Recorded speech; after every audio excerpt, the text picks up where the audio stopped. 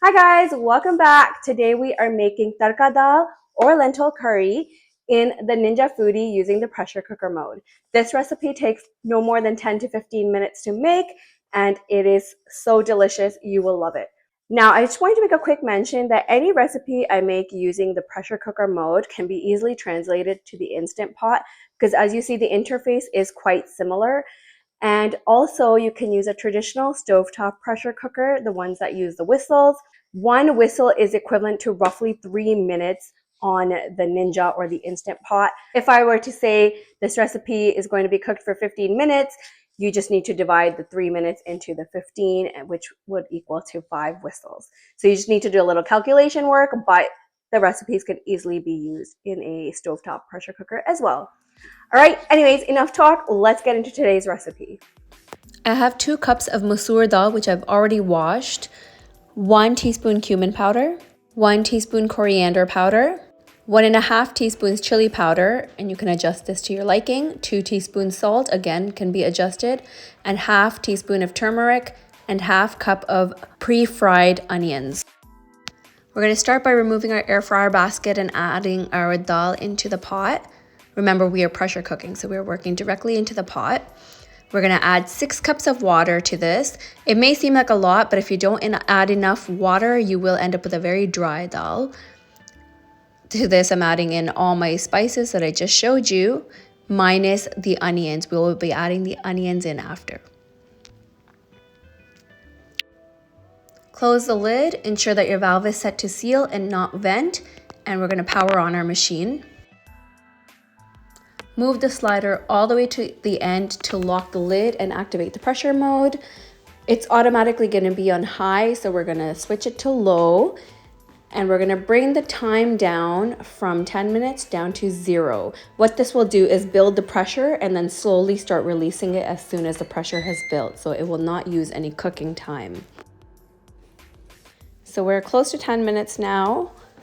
And now you can see it hit full pressure and it has started counting upwards, which means it is slowly releasing the pressure now through the valve. So what we're going to do is we're going to let it slow release for 1 minute and 30 seconds. You can do slightly shorter if you want a harder dal, but I find minute 30 works great for me. So we're going to let that slow release.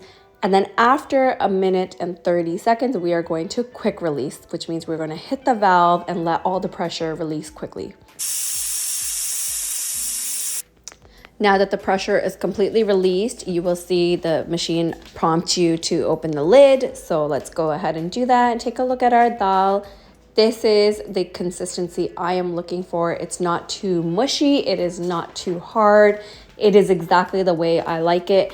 Use this as a guide for the first time that you make it. And then from there, you can play around with the timings to achieve the exact texture that you would like. At this point, you can also power off your Ninja, and we're gonna add in our fried onions.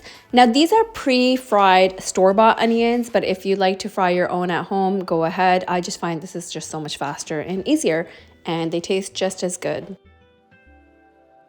So I'm just going to start plating my dal, and then we're going to move on to the tempering or the tarka, which is basically frying some ingredients in oil and then topping the dal off with those ingredients. I'm going to put it into the plate. Now you could move all this dal out of the pot and then do the tempering in the pot itself, but I don't like to do it that way. I like to do it on the stove. So I'm going to be taking the dal out, as you can see here, and we're going to be tempering on the stove.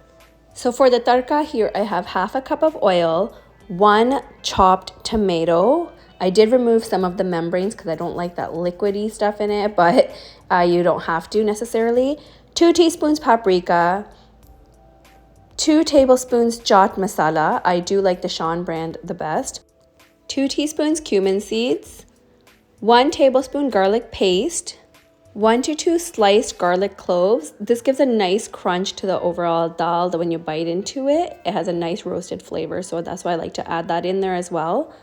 2 teaspoons black mustard seeds, 1 green chili chopped up. You can add more or less depending on your taste. 3 dried red chilies. This just gives it an overall nice color as well. And a handful, this is about half a cup of fresh coriander. Power on your stove to medium-high. Get any good size saucepan or frying pan. Add your oil and let it heat up for about 30 seconds or so. I'm going to start by adding in my mustard seeds. my cumin seeds, our sliced garlic, along with the garlic paste. And we're gonna fry this for about 15 to 20 seconds before we start adding in our other ingredients. Now add in the green chilies, the red chilies. Give it a quick 5-10 second mix, and then we're gonna add in our chopped tomatoes, the fresh coriander, cilantro, our paprika and chaat masala, and fry this together for maybe another 30 seconds-ish. And that's it. It's ready to pour on top of our dal. Because my tadka is a little bit chunkier because of the tomatoes, I have to spoon it on. I know you've probably seen a lot of people just pour it on, but mine just doesn't work that well that way because of the tomatoes. You don't have to put in tomatoes, but I guarantee it will add a nice little bite to your dal. Anyways, this is the overall product. I think it tastes absolutely delicious. I have gotten a lot of compliments on my dal, so try it out. Let me know in the comments what you think. And if you have any other suggestions, please do let me know in the comments.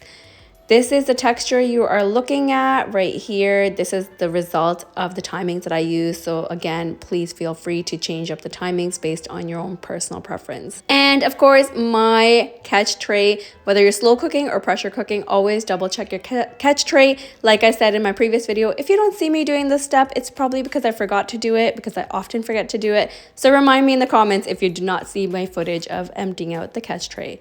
Thank you guys so much for watching. Make sure you subscribe if you enjoy my recipes and videos, and I will see you guys next time. Bye.